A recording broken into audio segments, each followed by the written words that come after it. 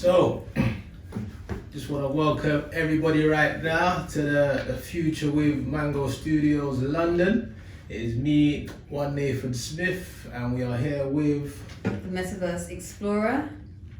And today we have a very interesting person.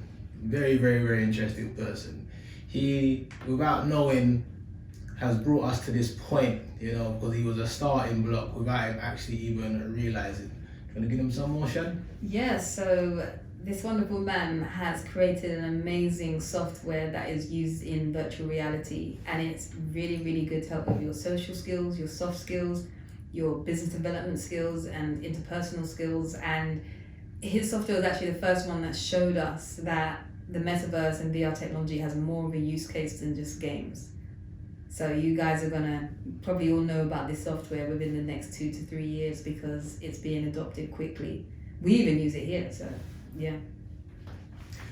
Well, we have none other than Mr. Christophe himself. Bonjour. Hi. Just making sure everyone knows I'm French from the get-go. Christophe Yeah. Lachelle's, isn't it? Mallet. Mallet. Mallet. Christophe Same Mallet. letters, different order. Yes, sorry.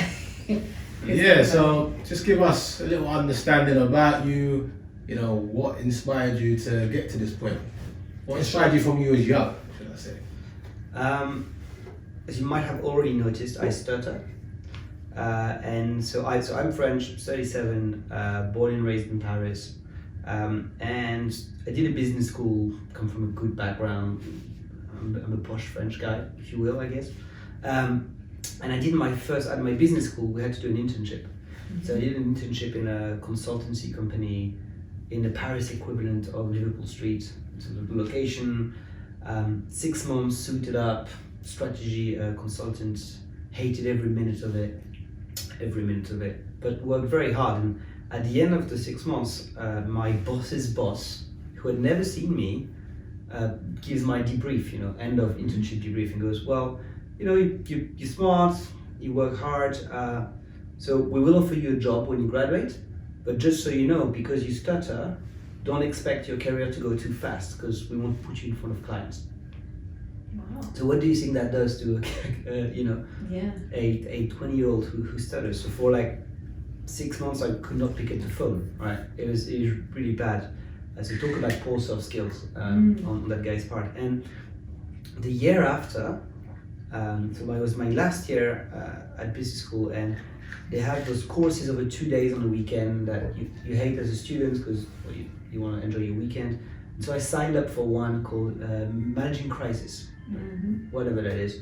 And I arrived on Friday morning, and I see in a room like 12 chairs in a semicircle, and the teacher for the day comes in with like, you know, sneakers and dreadlocks, which was not like my school at all, right? Mm-hmm. And he looks at everyone and he says, welcome to the improvisation class. And I'm like, fuck, the what?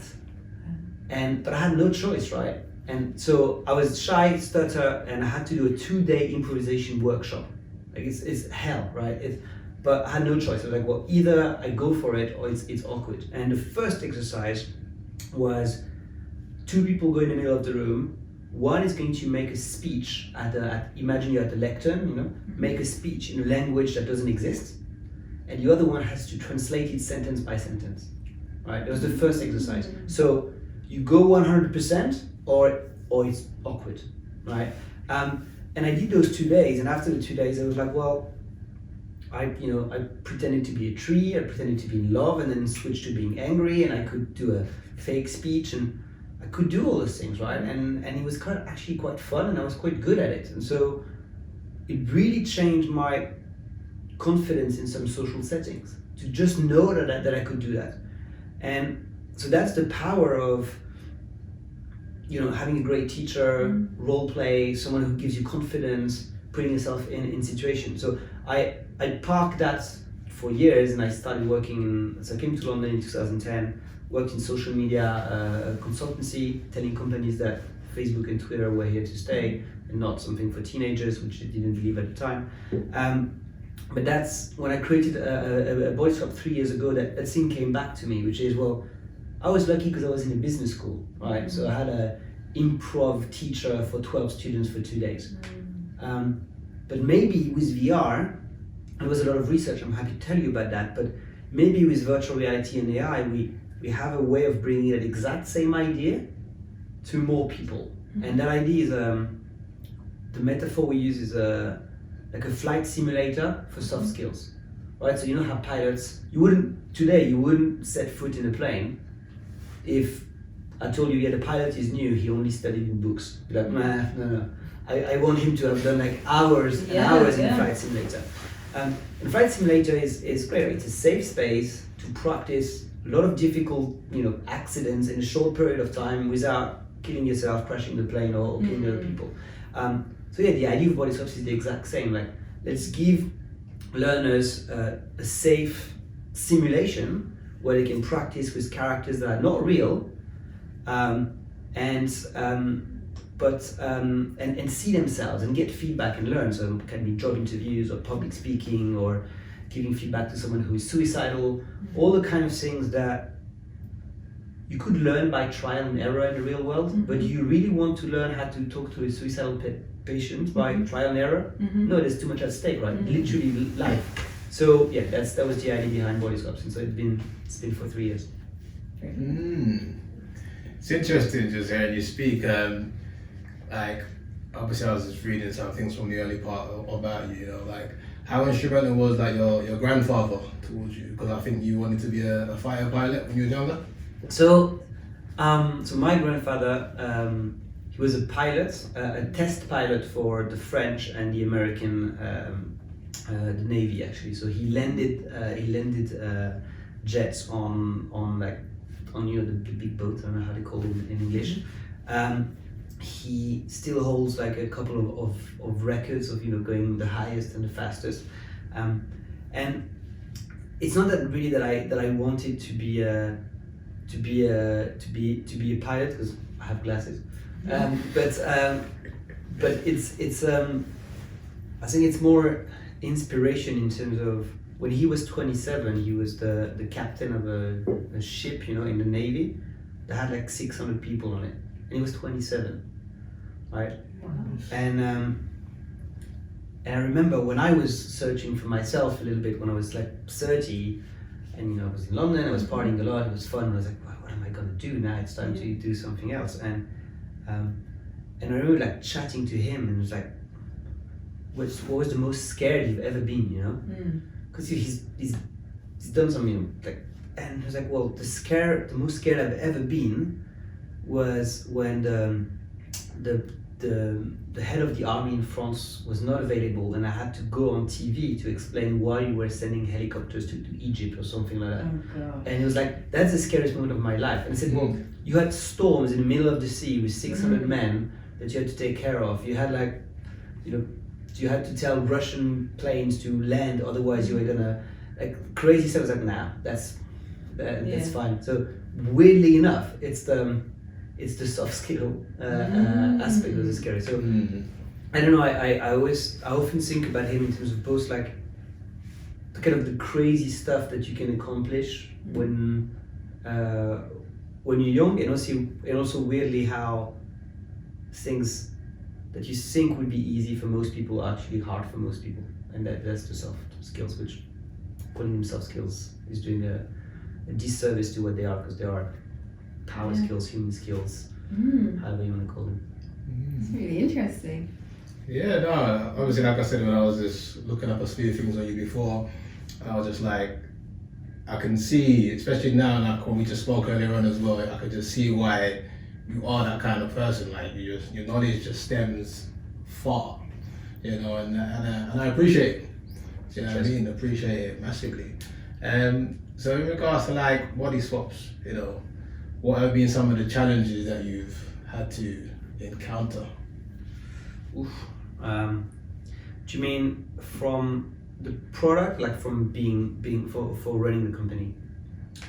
Both, from the product and actually, Robin. So if I said 3 things from the product and 3 things from running the company. 3 and 3. I think on the product side of things, maybe some things we learn is it's not because you can do it that you should do it. Because I come from a tech-ish background, I did social media, and then before BodySwaps, we had a VR agency, right? So we worked with Adidas and Samsung and doing some cool experiences. And so every time there's an innovation, like we need to have it, we need to put it in the product.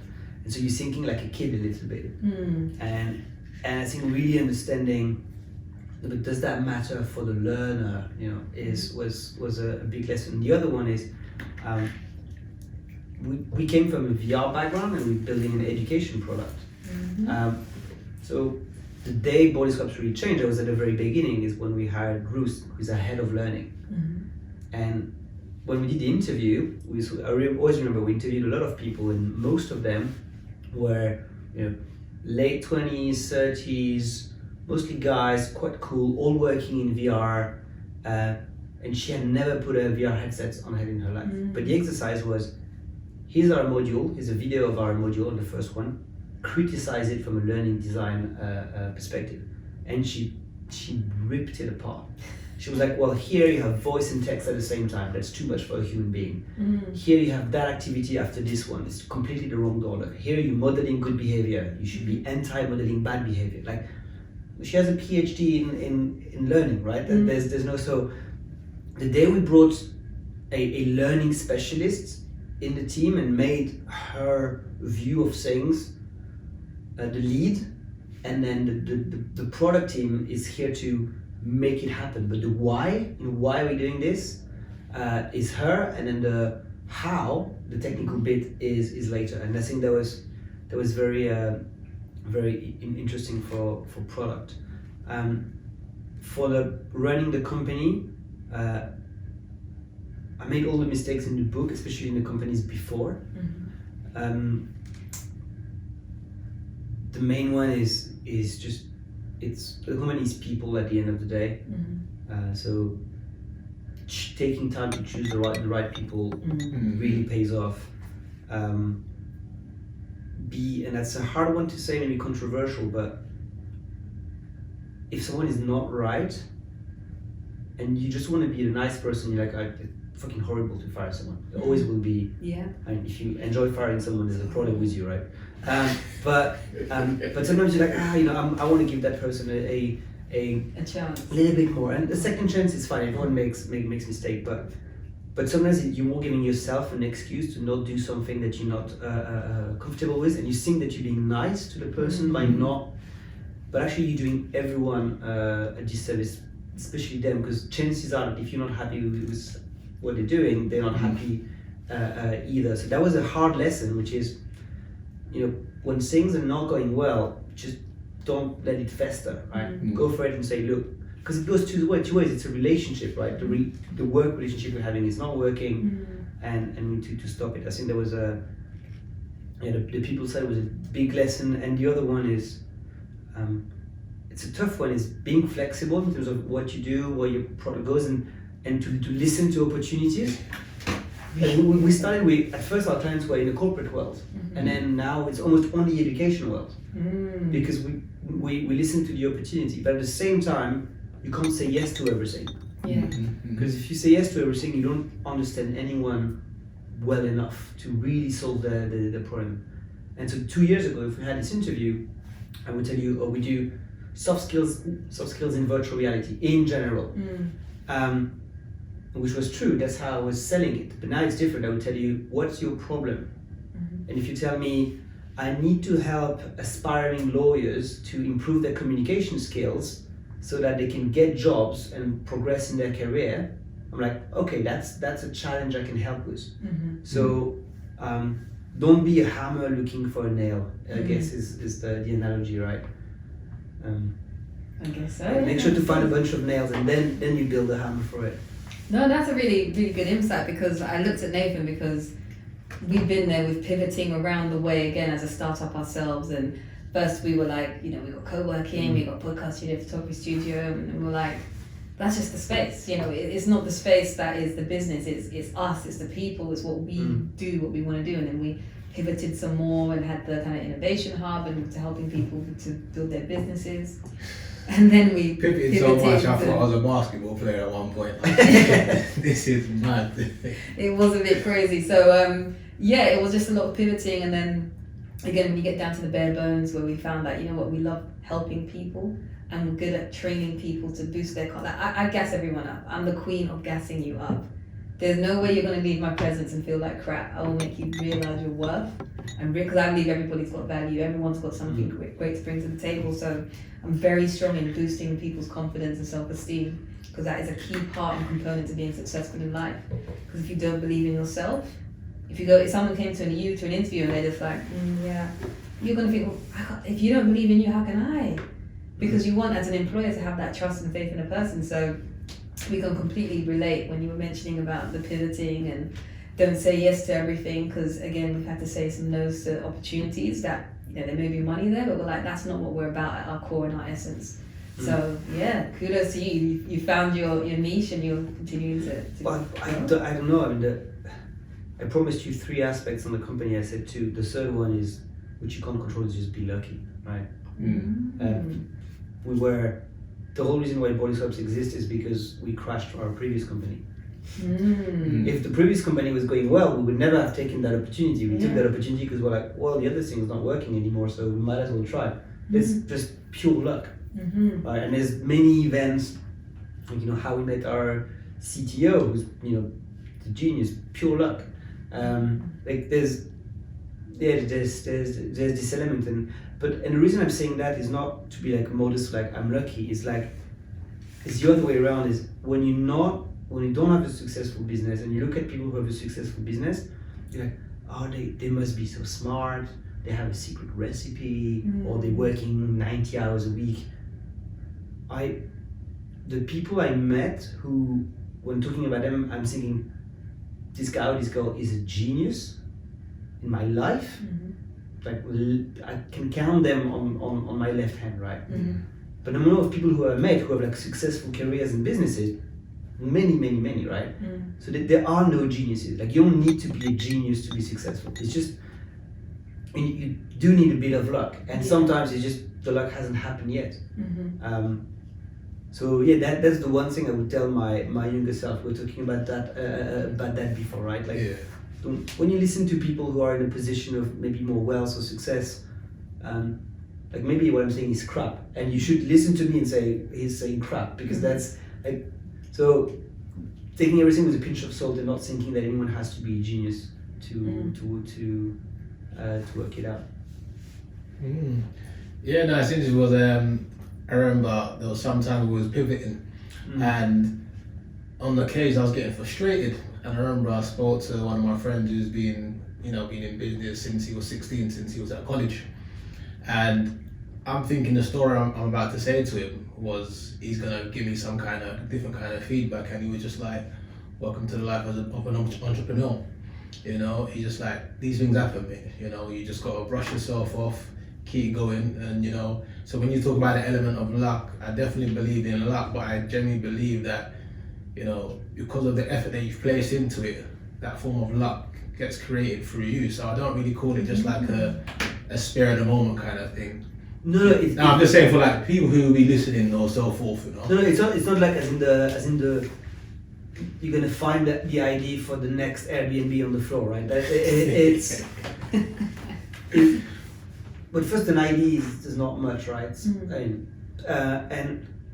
But maybe the other thing is I say, like, don't think people are geniuses is one, but the other way around is also true, which is like the best way I've ever used my time was to listen to people. So we were talking earlier today about this class called like Fundamental British Values that's taught at colleges, and potentially in a way that makes it a bit useless and unengaging, whereas to help students like think about who they are, what they want, the value that they stand for, and how they can apply it in every day is important, right? It builds who you are. And I spent like 3 times half an hour. It's not a lot, right? 3 times half an hour with people at colleges, understanding how is it done today, what's wrong with it, how does that work. It's an hour and a half of my life. It's not much when you work a lot.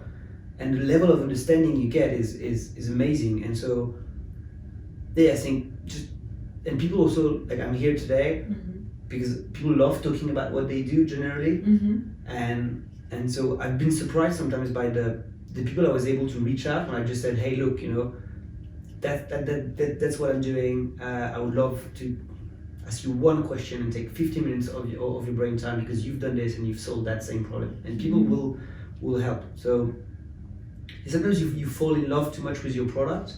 It happened to us before, and we had this kind of VR university to learn something that had to do with concepts of manufacturing, but not the machines, the organization, right? So you have those case study from Harvard, 50 pages, lots of numbers, super boring, and we turned those into like those mini worlds in VR. The characters are like 5 centimeters high, and you see all the characters and they have colors depending on what they're working on, and there's like a nice 3D engaging way to represent something that's otherwise boring. And the environment looked beautiful. We had like professional architects design it. It was like, so we were absolutely in love with our product, and people would see it. Most people would be like, oh wow, amazing, islands floating in the sky.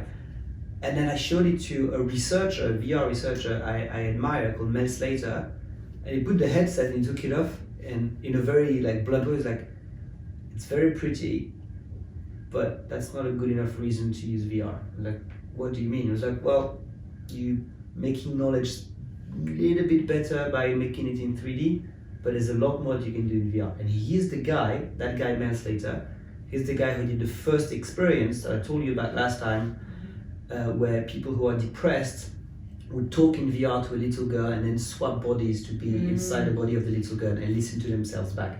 So he's the guy who invented this idea of body swapping.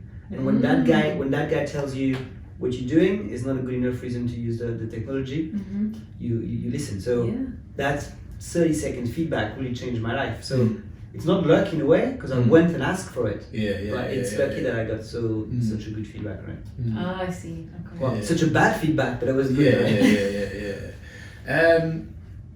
So why would you say people should, get involved in VR, in immersive learning? In general? Yeah, in general. And when you say people, you mean learning with VR or making a career to learn? Yeah, well, both. Learning with VR and a career, because as we can see, there's about to be a huge shift.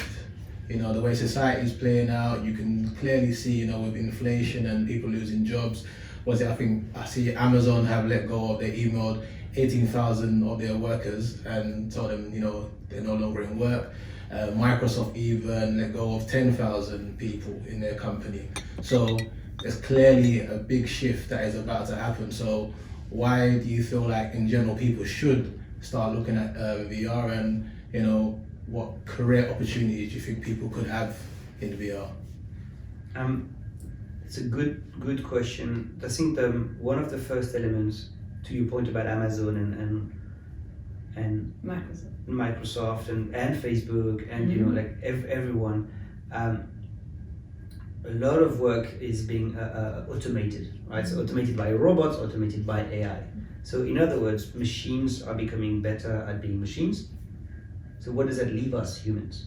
Well, human skills, right? Like de facto, when a lot of your work is replaced by a machine, the only thing you're going to be paid for is the stuff the machine cannot do. Otherwise, they do it with the machine, right? So you need to be better at being a human. Be a better human. So like relatively speaking, the soft skills are becoming more and more important, but also all the studies show that we are becoming less good at soft skills as a society, because we protect ourselves with our screen. So that means there's maybe every day, I went to eat food at lunch, and they had the machine to order like at McDonald's, and I was like, I couldn't find the salad I'd taken. I was like, I just wanted to talk to someone to say, like, fuck this, like that thing just deprived me of a social interaction, and that person of a social interaction. I mean, the people behind the counter, they're just like literally making food all day. And how many times does that happen every day, right? At the Tesco, at the tube station, And when you multiply that by a lifetime, of course your social skills are not going to be as good as your parents, right? Because now you're in a bar, you're waiting for your friend, you're on your phone. Yeah. You know, like you don't engage with someone, and because you don't engage, you become even less likely to engage. So the two opposing forces, right? We need soft skills more than ever, and we're less good than we've ever been. So, so that's the reason why soft skills are important, and the reason why VR is important to help that is, well, if you have a coach, you know, a soft skills coach, and let's say, you know, you have Barack Obama as a coach, you can call him every day and tell him about your day, he's going to help you out. That would be fantastic, right? But it also doesn't exist, right? So, so what everyone else generally has is you know, like e-learning or things like this. And the analogy I make is learning leadership skills, learning how to give feedback on video by watching a video is about as useful as learning to play football by looking at PowerPoint. Right? It's like, this is something you need to practice. You want to learn to give feedback, you can learn the acronyms, right? You need to have the STAR technique or whatever that is, but at some point you just need to give it and have someone look at you in the eye and be defensive and like feel that. And VR is just this, right? It's a conversation simulator. So you can go in there and practice, but you're not doing role play where you have your friends that are like looking at you and making fun and you feel judged, right? When you're dealing in VR, you're dealing with a character that's fictional, pre-recorded. Maybe tomorrow it's going to be an AI, and so that character is here 24/7. So imagine you have a mock interview at your college with a career advisor. Maybe your actual interview is in 6 months. Right now with VR, it's in your pocket. You do it whenever you want. And secondly, those virtual characters, they have no feelings and have no judgment. So you know what? You want to choose the aggressive option in the game to insult the character. Do it. Yeah. Do it. See what happens. Right. So that's why I think VR it's interesting to learn in VR and to look at immersive tech too. And also it's fun, right? It's just be engaged by the learning, learn about yourself. And the second part of your question around careers, it's just, I mean, it's like if you ask someone in the 90s, right? Like to someone, what do you think internet would be a good career?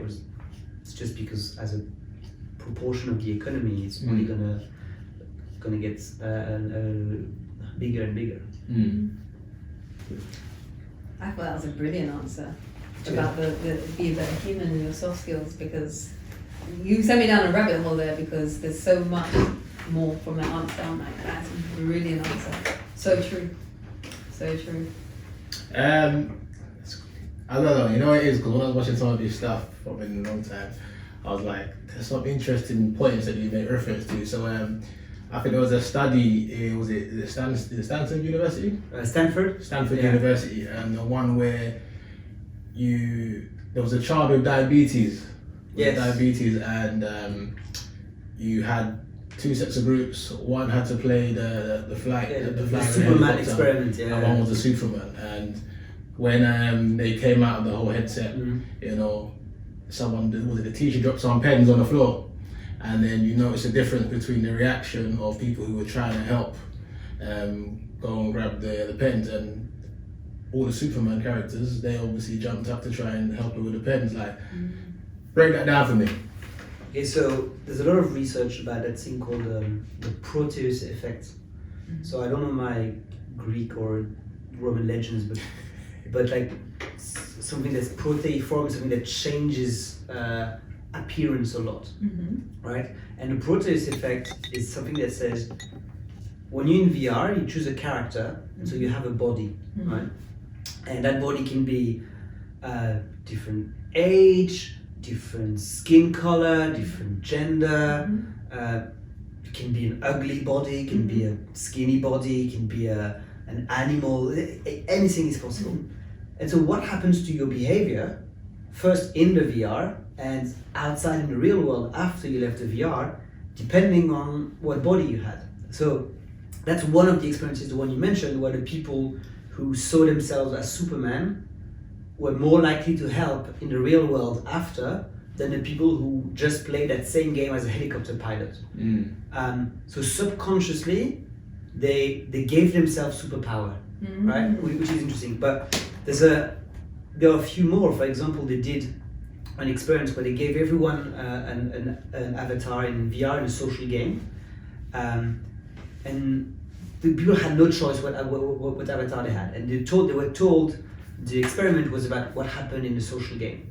And except they gave some people avatar that were, let's say the hot looking, and some that were quite ugly in a conventional way, and like I told that down there.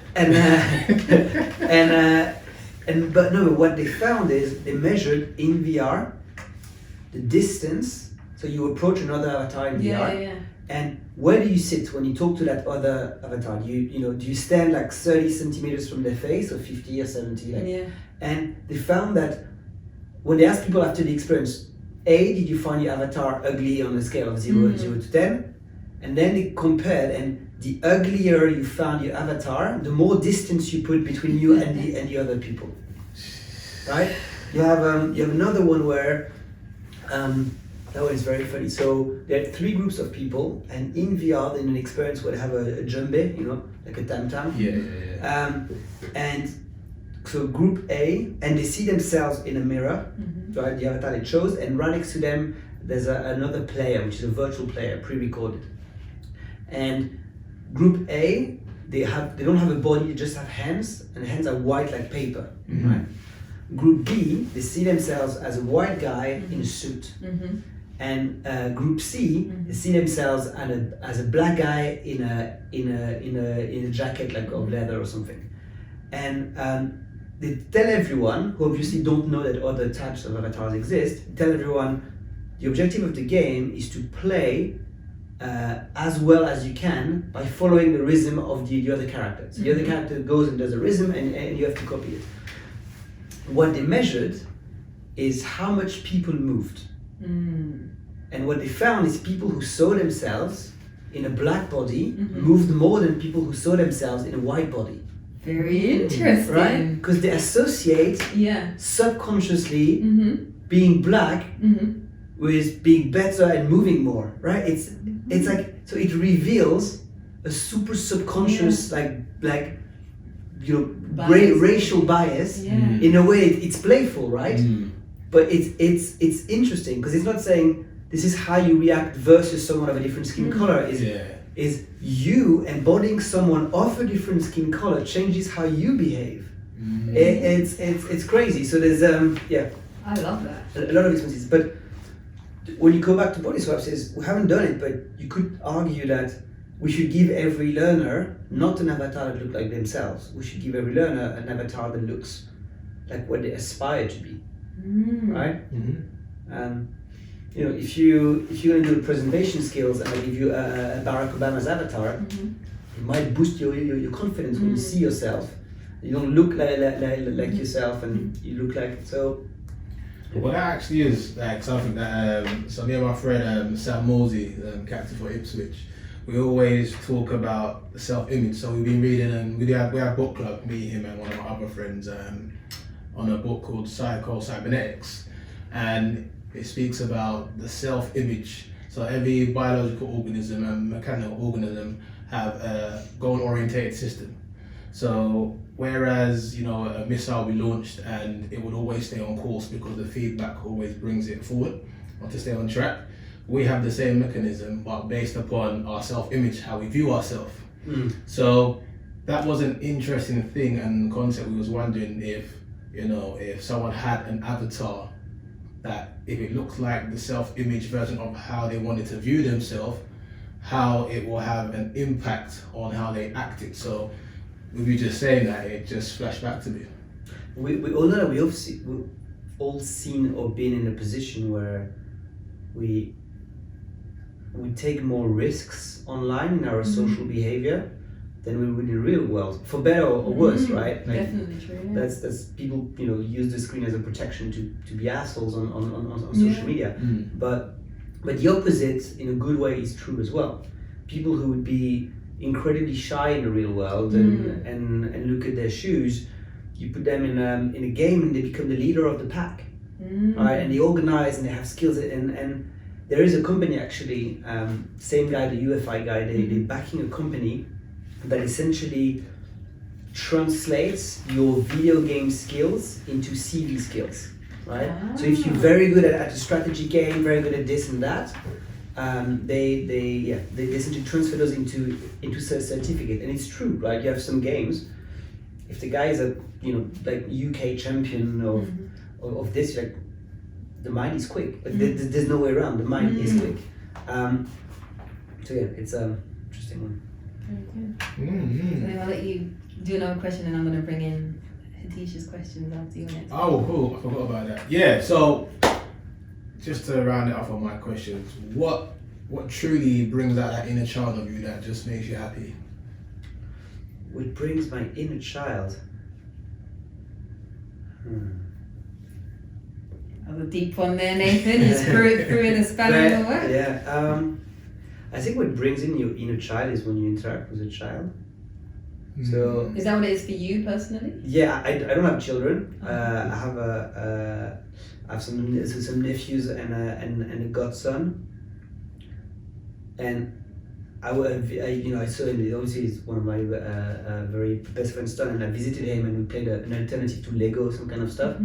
And I remembered how I was completely obsessed by that, and so you pay a visit to your own like child self when you play with a child. So that's what brings my inner child. I think what brings my inner teenager is just going to a rock gig. Love it. God, they're proud of those questions. So we had Hatisha, who's our facilities manager. We just wanted some questions from her because she's 19 and she's absolutely brilliant, and obviously working in this industry which is new to her and new to us. Well, it's a new industry, full stop. She had a few questions that she wanted to ask. Just 3 questions. So her first question was, what would your advice be for a young person who wanted to have a career in the metaverse or VR or AR world? I think learning. I think knowledge is free today, right? Just expending time, following the right people. Just go on LinkedIn or Reddit or wherever you want and follow the right people. Watch videos. Like you can learn a lot. And then not learning in a passive way maybe, and start interacting with those people, and joining projects. But I think being curious and not waiting for structure. Say, oh, there's a 2-year course on becoming a metaverse designer. They exist, right? But I think today you don't need that. It's very hard to learn for yourself. Like you need a level of discipline. But if you know that you can. It's important, and we've seen at BodySwaps, we see a lot of people who come in and they know a particular skill, and then 2 years down the line they learn another one because they taught themselves. So that's what I would say. Be curious. Curious. Cool. And the second one was, if somebody wanted to start a business in the metaverse, what type of business would you recommend? Start a business in the metaverse.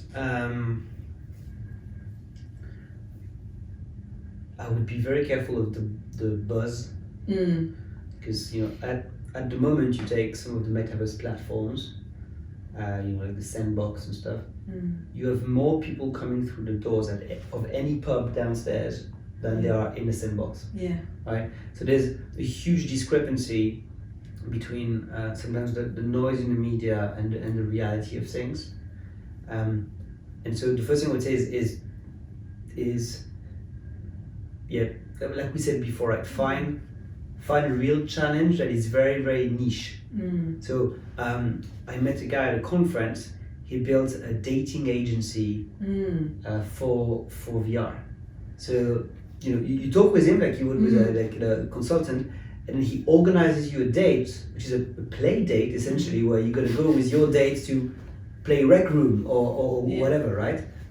And he it's a real challenge, right? You have so on that panel where he was talking about a company, there was a girl who married a guy she met via his agency. So really? her first 6 months of relationship, it was just playing in VR with that guy and going on adventures. And then there was a big face reveal in the real world, and they got married, and etc. So I give that example because it's identifying this like a super specific problem. So that's maybe my advice is look for a challenge.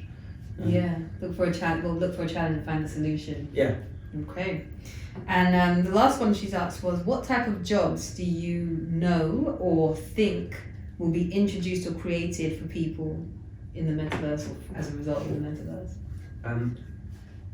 I think my obsession now is with AI. Yeah. You heard about like ChatGPT and all kinds of generative AI. And I think being a generative AI specialist. So before AI was for you need to be a developer, a coder, or like a machine learning engineer. Now you don't. So you have today I was reading a blog about a guy who tells you how to get ChatGPT to write in different styles. And the post had, you can only imagine how many shares and stuff. So I think that's a very, very interesting stuff. And it's so current, like the skills move so fast now, right? It's not like you learn to be a welder and you're going to be a welder your entire life, right? Now you learn a coding language in 5 years, it's obsolete. So you need to learn permanently. But today, you have like 6 months ahead of you, become an expert in writing prompts for generative AI, for images, for voices, for that you will find a job, because every company and the neighbors are looking for people who can help with that. Okay. Because I remember you said there was like a framework that you had where you was like years ago it was like go to school, employment, and you just stay in that employment for the next 4 years. But then you said like there's a different framework to like now, because there's like the exploration, and then we're still having to then learn, and then you end up going to another field. Yeah, so I don't remember. So you probably saw one of my old slides. I don't remember the name of that framework, but yeah, it's our parents' generation. It's linear, right? Study, get a job, stay 10, 15 years on average in your career, climb the steps one by one, retire, die. I think today there's this idea of like lifelong learning, where you might go from a period of learning to a period of employment and then requalifying.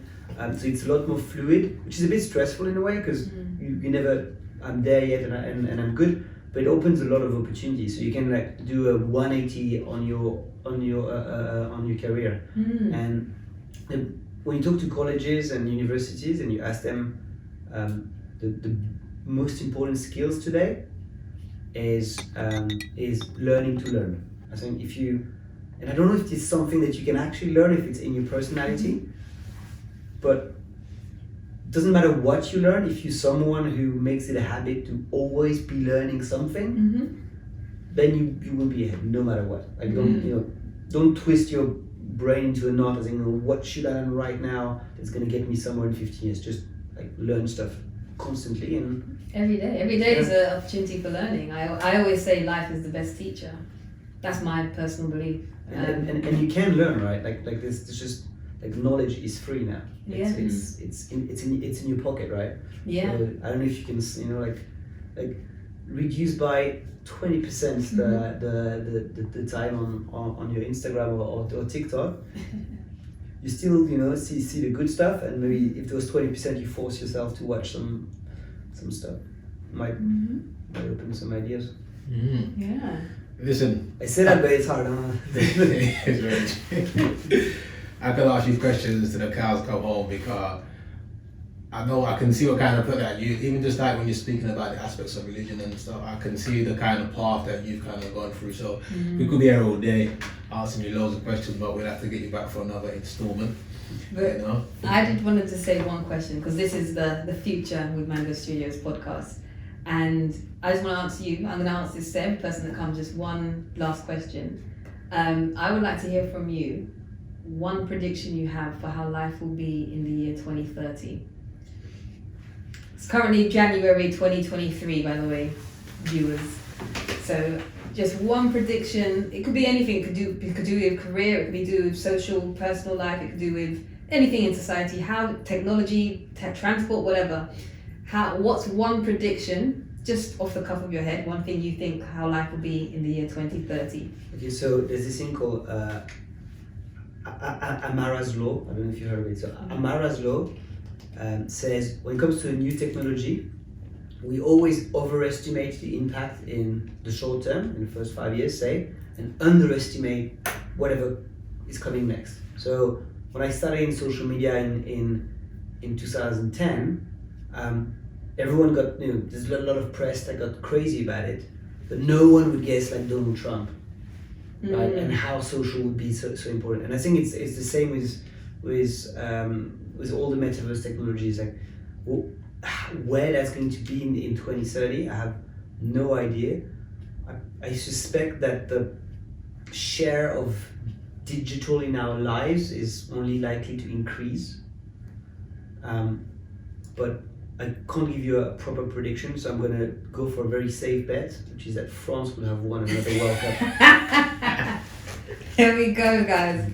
One prediction from Chris Mallet of BodySwaps is that France will win another World Cup by 2030. So, come on, lads. Let's go, TT. Thank you. Chris, thank you so much Thanks for having me. joining us today. It's been an absolute pleasure, hasn't it? And No, it's been a pleasure. Thank you for taking your time out. We know you've got a busy schedule, so taking your time out and just sitting down and having a reasoning with us.